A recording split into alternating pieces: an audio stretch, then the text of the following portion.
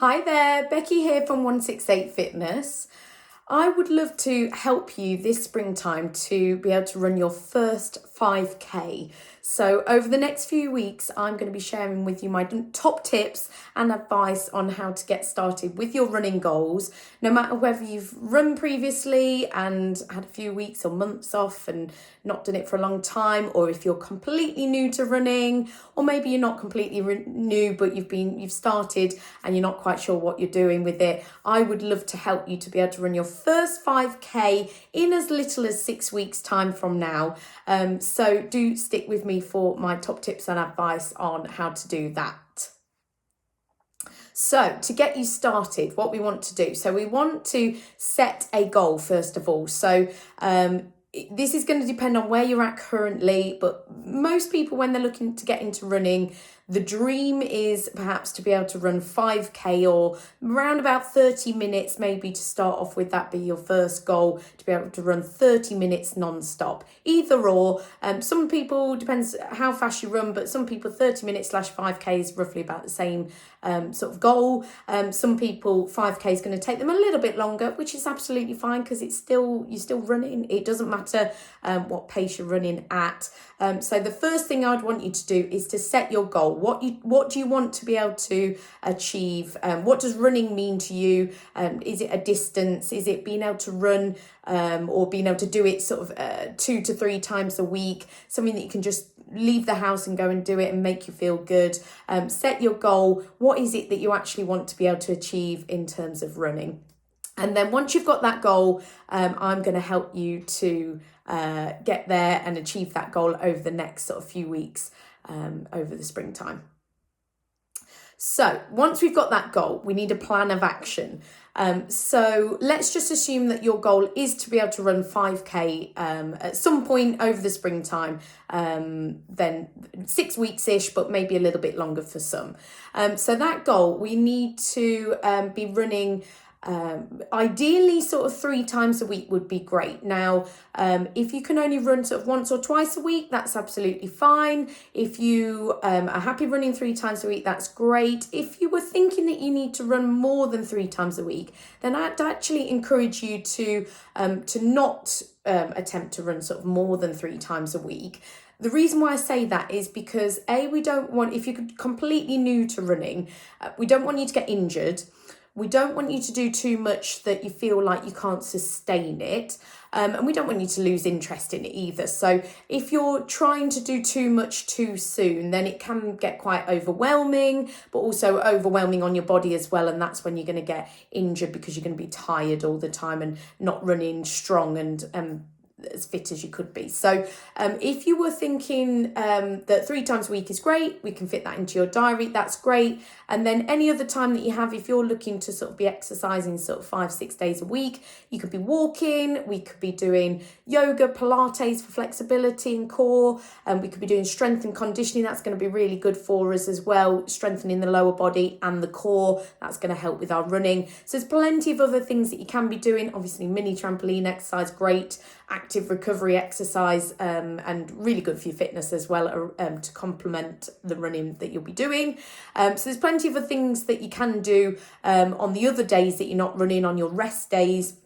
But I would say sort of 3 runs a week is about the right amount, and spreading those out. So maybe you run Monday, Wednesday, Friday, or Tuesday, Thursday, Saturday, something like that.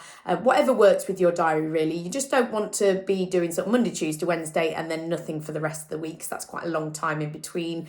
Spreading them out so you've got some recovery days as well would be good.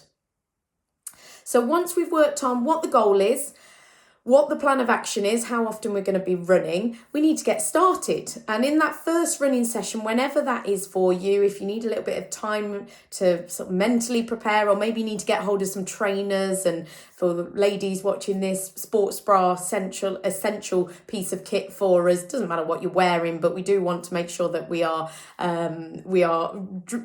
well protected in the way with the sports bras. So I can give some advice on what I wear for running sports bra wise. So once we've sorted, once we are ready to get out there and do that first run, What we need to be doing in that first run, in that first session, is just to be able to see how far or how long you can run for non-stop. So that's going to vary for lots of you out there. Maybe you can run for 5 minutes non-stop. That would be a great goal if you can run for 5 minutes non-stop. If you can only, I say only, run for 1 minute without stopping, then that's absolutely fine as well. That's what we're working with. We'll go with it. But what I would encourage you is when we're trying to do this to see how far we can or how long we can run non-stop, you might be using a watch, you might just be timing it on your phone or something. Whatever it is that you're doing, just take it steady. We're not trying to sprint. We want to be at a nice, comfortable pace, as if you were trying to go for as long as possible. So not too slow that it feels like you might as well be walking, but not too fast that you feel like you couldn't keep going. We want to be running for as long as you can, but also not feeling like you're going to pass out afterwards or need to crawl home.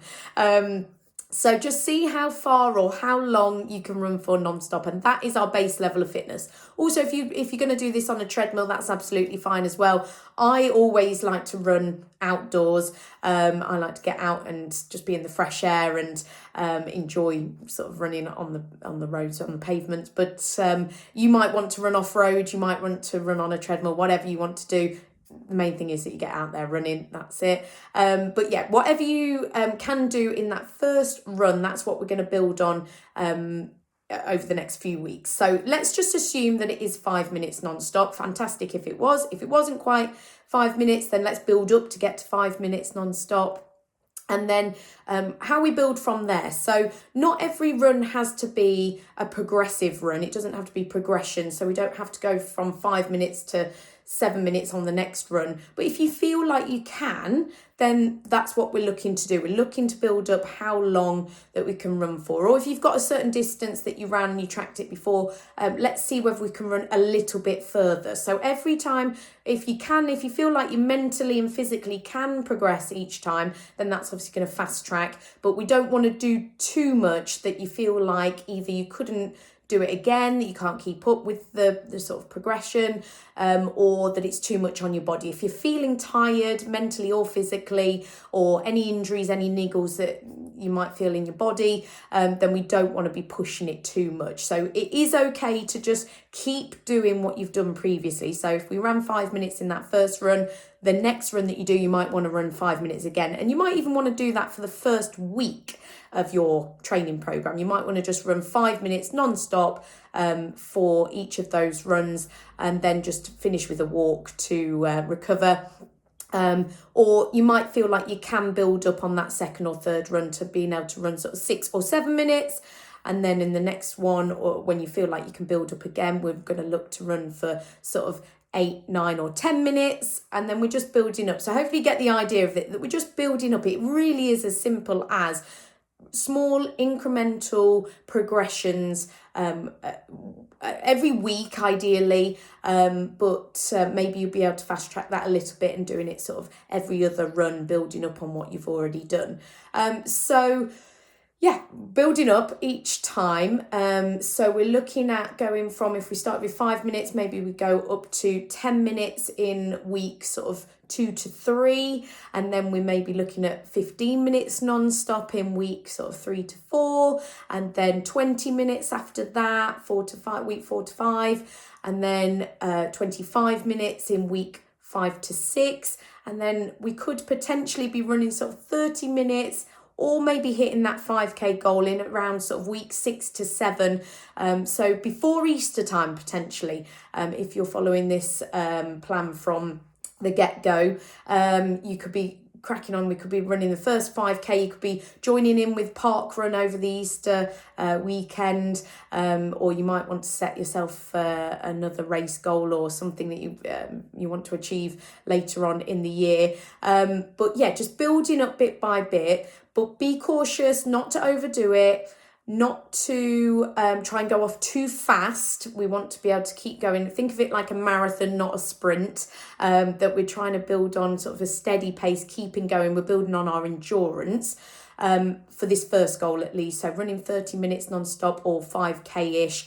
And then if you're not quite at 5k, if we're tracking distance on a watch, for example, and we're not quite at 5k once you get to 30 minutes, then we just keep going that little bit longer. It will only take a few more weeks. Once you get up to a good level of fitness and running consistently and running for longer, those progressions, they're not as challenging for us. So the more you can run and the more often you run and the longer you have been running, you'll be able to push yourself that little bit further with less effort, if that makes sense. So for example, I've been running for 20 odd years. So if I can run 10k now, I feel like I could potentially, if I needed / wanted to go and run a half marathon in a couple of weeks' time, I'd be able to build up to that because I've got a good level of fitness, good base to work on.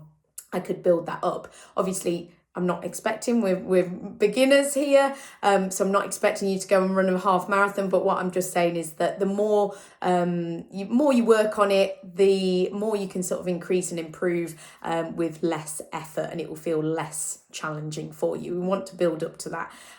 So if running's feeling good and you're feeling like you can sort of run effortlessly, that's the goal for everyone, that it's enjoyable. I'm not going to say straight away that it will be like that. Every run will probably feel really challenging to start off with, but the main thing is that you're enjoying it overall, that you get back from that run feeling good. You've got those endorphins flowing through your body, as well as the adrenaline, and just feeling good and feeling like you're achieving something. That's the key thing here. So hopefully my advice here has helped you to get started with running and building up over the next few weeks.